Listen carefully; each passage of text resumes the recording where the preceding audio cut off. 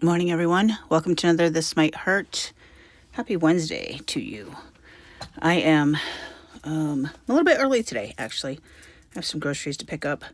I, for reasons that don't need to be talked about here, cannot get my groceries delivered anymore. So that's kind of a pain, but, it is what it is. Back before COVID, before we had grocery delivery, you'd have to go to the actual store. And, I found not only is it convenient, but it's actually healthier for me because I don't do as much impulse buying.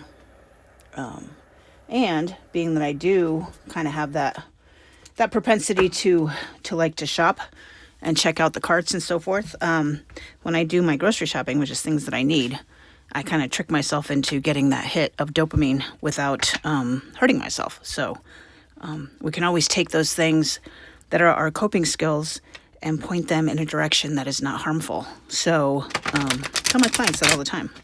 All of the skills that we had in addiction can also be used in recovery, right?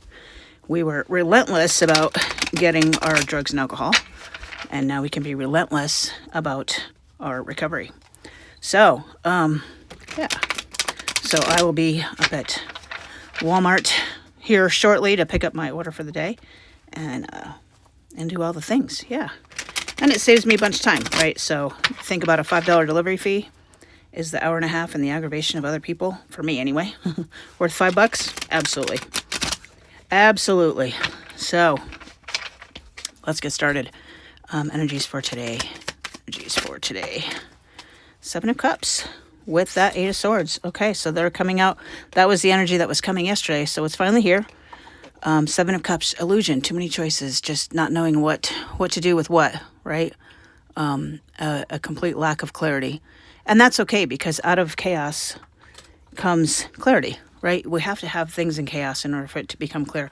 And a lot of times, all it takes is stepping back, right? She's looking up from below, and she can't necessarily see what's on top or inside of those planters, right? And she looks really confused, like, what the heck am I going to do now? But if she were to step back and look at it from a broader perspective, she might gain some clarity.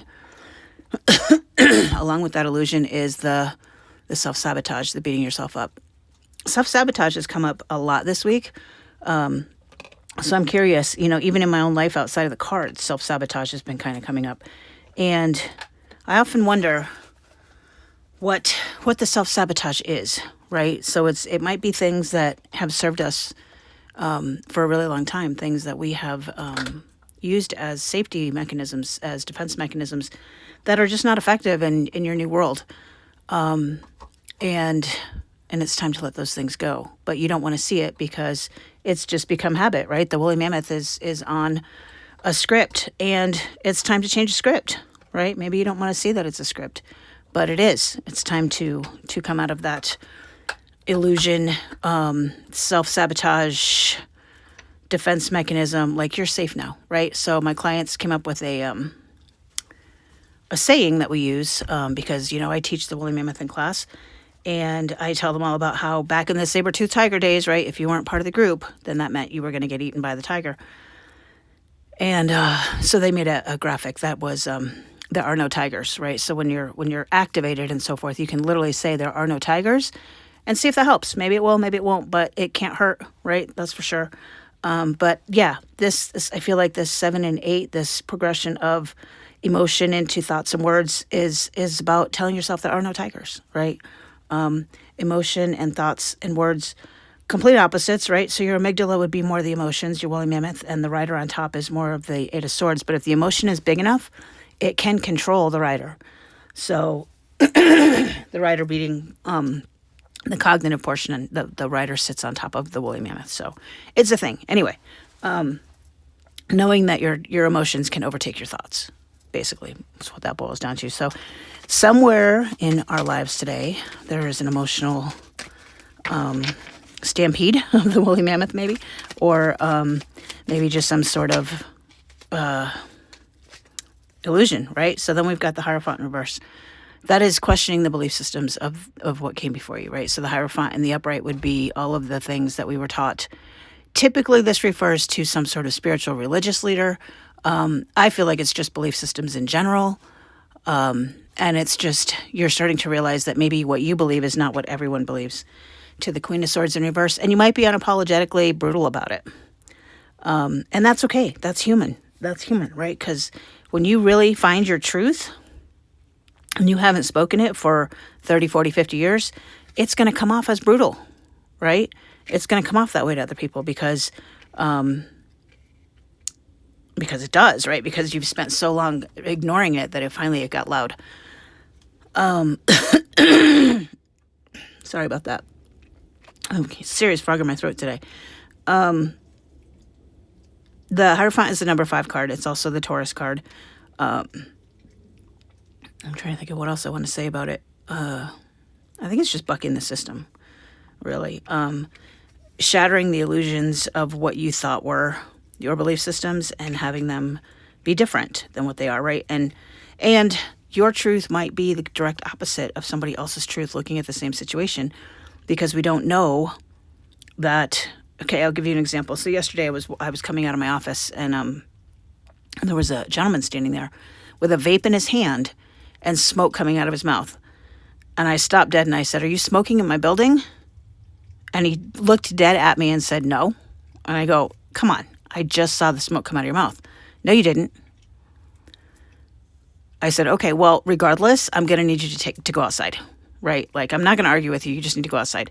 So he comes and knocks on my door 10 minutes later and says, "I just wanted to let you know, I'm sorry for what you thought you saw, but you didn't see me smoking." That would be the illusion of, I know what I saw. He thinks he knows what I saw. He wants me to have seen something else. And maybe he wasn't smoking. Maybe somebody else was. And I just, there was an illusion of the smoke coming out of his mouth and it was just in the area. I don't know. But I saw smoke and he insists that I didn't. And so at one point he said, "Well, you didn't see smoke." And I looked at him and I said, "Sir, I'm going to say this as respectfully as I can, but you have no idea what I saw because you're not in my head." And he couldn't argue with that. Right? So I feel like that's what this can be. It can be really brutal. It can be really like, are you fucking kidding me? I know what I saw. And it's hard when you know what you saw to even entertain the idea that maybe that's not what happened, right? Maybe it's not what happened. What you don't see coming at the bottom of the deck is the 3 of Wands. Ships are coming in. The seeds that you planted are starting to come to fruition. All of the learning, all of the knowledge that you're gaining is turning into wisdom in a creative way, right? That's kind of like I took that class on chaos magic and self-sabotage as it relates to chaos magic. And I'm using some of those techniques and what is the word I want to say? Theories? Yeah, theories. Some of those theories and applying it to substance use and using it in my group, which makes my group very unique because I take everything. I can turn anything into substance use recovery, and I can turn anything into healing, right? Not that I'm that special or whatever. It's just I have a knack for translating the languages that way. We can take psychology, we can take science, we can take whatever. But anyway, whatever it might be that you have learned, that you're turning into knowledge, your ships are coming in. The seeds that you planted, whatever it is that you've been trying to manifest is coming to fruition. Whatever you've been trying to learn is going to finally click and turn into wisdom. But those things are coming. So be on the lookout today for opportunities to gain clarity, to take off the blindfold and release yourself from that self-sabotaging energy. Question your systems, but do be wary of, actually, you know what? I forgot the advice card. We're going to leave that there because that's what it was, but let's get the advice. How weird. I forgot. So not taking the wins and not being 6 of Pentacles. I was going to say nostalgia, but that would be the 6 of Cups. But 2 6s in the reverse. So 6s are emotional numbers, right? If you find that you figure something out or you found a win, you taking the wins or whatever, we don't need to rub it in other people's faces, right? We don't need to be egotistical or holier than thou, right? Just like this, holier than thou. We don't need to take that energy. We want to be very humble with that. I'm going to look up the 6 of Pentacles because I feel like